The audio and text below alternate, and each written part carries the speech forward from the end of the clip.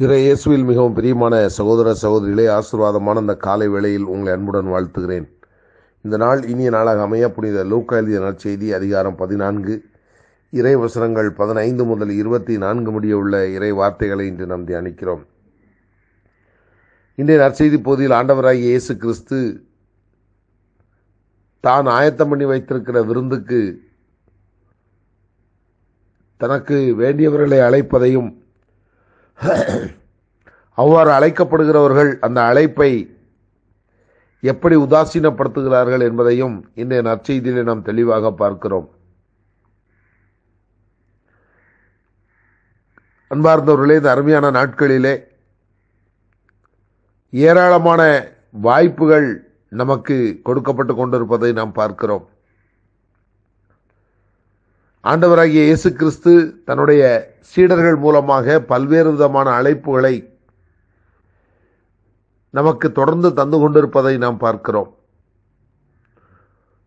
ஒருவேளை இயேசு கிறிஸ்து நேரடியாக வந்து நம்மை அழைக்காமல் இருக்கலாம். ஆனால் இயேசு கிறிஸ்து தன்னுடைய பணியாளர்கள் மூலமாக நம்மை அவர் அழைப்பதை நாம் நன்கு உணர்ந்திருக்கிறோம்.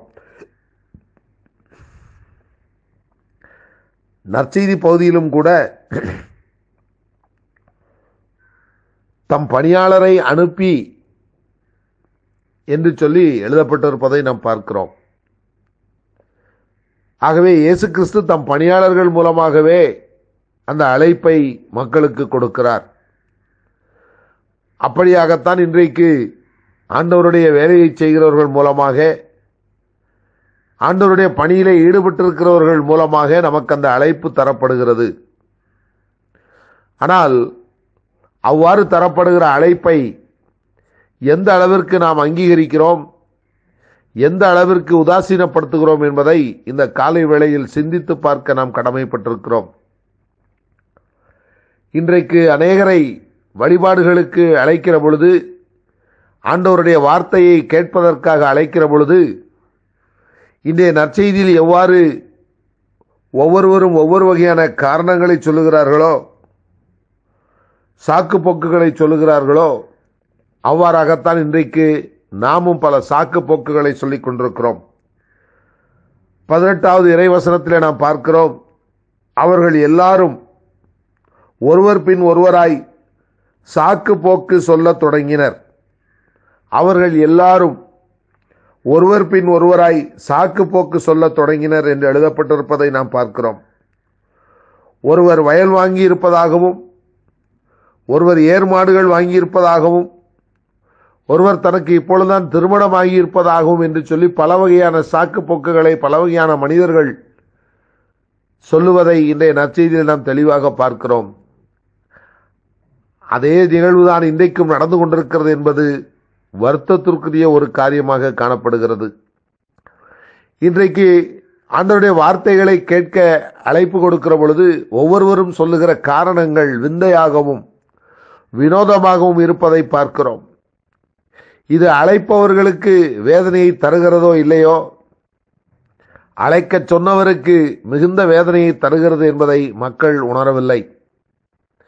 ஏனென்றால் இன்றைக்கு ஆண்டவரையும் அவருடைய வார்த்தைகளையும் விட மற்ற காரியங்கள் அவர்களுக்கு மேலானதாக, மற்ற காரியங்கள் அவர்களுக்கு உயர்ந்ததாக காணப்படுகிறது தான் காரணம். ஆனால் பிரியமானவர்களே, இன்றைக்கு நாம் எதை பெரிதாகவும், எதை முக்கியமானதாகவும், எதை மேன்மையானதாகவும் நாம் நினைக்கிறோமோ, அது எந்த விதத்திலும் தீர்ப்பு நாளிலே நமக்கு பயன் தராது என்பதை நாம் தெளிவாக புரிந்து கொள்ள கடமைப்பட்டிருக்கிறோம். தன் களஞ்சியங்களை இடித்து பெரிதாக்கிக் கொள்ள விரும்புகிறவனை ஆண்டவர் மதிகேடனே என்று அழைப்பதை உற்று நோக்க இந்த காலை வேளையிலே நாம் அழைக்கப்படுகிறோம். பொன்னும் பொருளும் ஆஸ்தியும் அருளும், ஆஸ்தியும் அந்தஸ்தும் செல்வமும் நம்மிடத்தில் இருப்பதனால் ஒருவருக்கு வாழ்வு வந்துவிடாது என்று தெளிவாக இறைவசனம் சொல்லுகிறது. மிகுந்த ஆஸ்தியை கொண்டிருப்பதினால் ஒருவருக்கு வாழ்வு வந்து விடாது என்று சொல்லி இறைவார்த்தை நம்மை எச்சரிக்கிறது. ஆகவே இந்த அருமையான நாட்களிலே ஆண்டவர் பல்வேறு விதங்களில் தன்னுடைய வருகையை உறுதிப்படுத்தி கொண்டிருக்கிற இந்த காலகட்டத்தில் ஆண்டவரும் அவருடைய வார்த்தைகளுமே மேன்மையானது, ஆண்டவரும் அவருடைய வார்த்தைகளுமே உண்மையானது, ஆண்டவரும் அவருடைய வார்த்தைகளுமே வாழ்வு தரக்கூடியது என்பதை தெளிவாக உணர்ந்து நமக்கு அழைப்பு தரப்படுகிற பொழுதெல்லாம் அந்த அழைப்பை அங்கீகரித்து அந்த அழைப்பை கனப்படுத்தி ஆண்டவரையும் அவருடைய வார்த்தைகளையும் அனுபவிப்பதற்கு நம்மை முற்றிலும் முழுமையாய் அர்ப்பணிப்போம். ஆண்டவரது அருள் நம்மோடு இருந்து நம்மை தொடர்ந்து வழி நடத்துவதாக. இந்த இனிய சிந்தனையுடன் இந்த நாள் இனிய நாளாக அமைய உங்களை அன்புடன் வாழ்த்துகிறேன்.